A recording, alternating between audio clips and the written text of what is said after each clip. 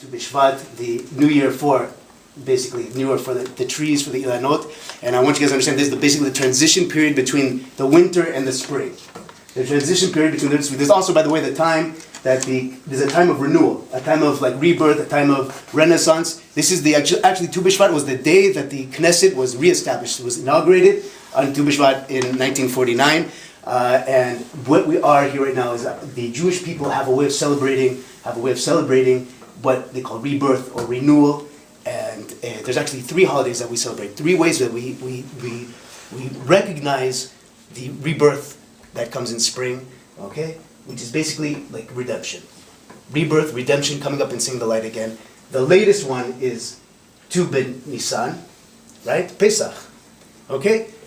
The second one is Tu B'Adar, Purim, and the third one is Tu B'Shvat. And each of these 3, guys, is basically a level of sensitivity to rebirth. How sensitive are you to the rebirth of the nation? How sensitive are you to the rebirth of the world?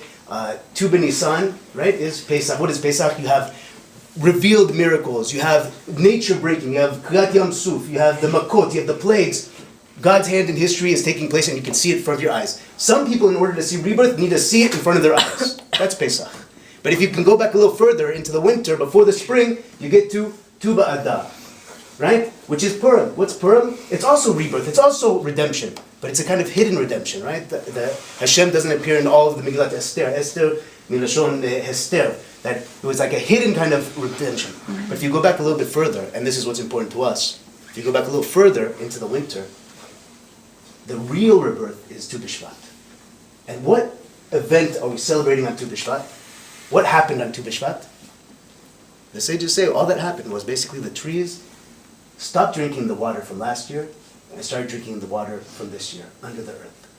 In other words, there are some people who are so sensitive to the change and to rebirth and to renewal, right? This hidden kind of renewal that they need to celebrate already those hidden subtle movements under the earth, and they already recognize that this is the beginning of the spring. And that's what I would like to see with Atid. I'd like to see with you guys, and I think that you're capable of it. And that's what we're going to be trying to do. We're going to be trying to see kind of those subtle movements that are happening under the surface. Maybe not all the big things that are happening, which we also have to keep our eye on, but we want to be sensitive to the subtle movements that are happening underneath the earth. And we want to stop drinking from the water of last year. It's also symbolic that we're sitting here with all these figures and faces, some of which I was telling you before, maybe we should be covering up, but that's a different story. They're all really great men in Israel and women in Israel, and they all played their role and they all played their place, but these are the waters of last year. And we have to start to be able to drink the waters of next year. We can't keep recycling old ideas, and we can't keep recycling old problems and bringing old solutions to old problems that aren't even our problems anymore.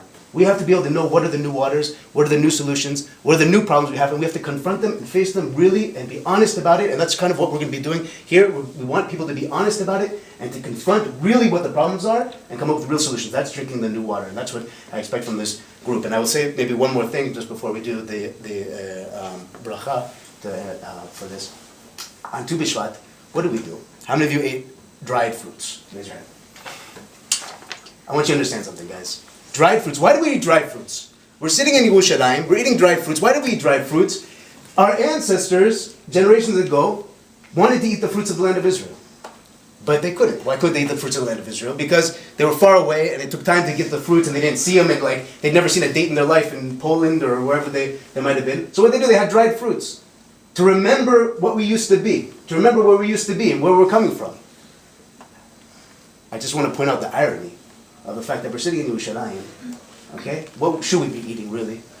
We should be eating the fresh fruits of the land. And that's kind of like a change in mentality. A change in mentality that we're here. I'm not saying to forget the things that happened in the past. We have to remember them. But we also have to recognize where we are today. We're at a time where our culture, our civilization that went into exile and went into wandering across the world for 2,000 years and became compact and was put into like a can of beans to be taken around all over the world so it wouldn't be ruined. Something mobile, maybe a religion. We've come back here to open up the can of beans. We're hoping it's not a can of worms, but it isn't. And that's what we're here for to do. We're opening up the can and we want to eat the real fruits and drink the real water.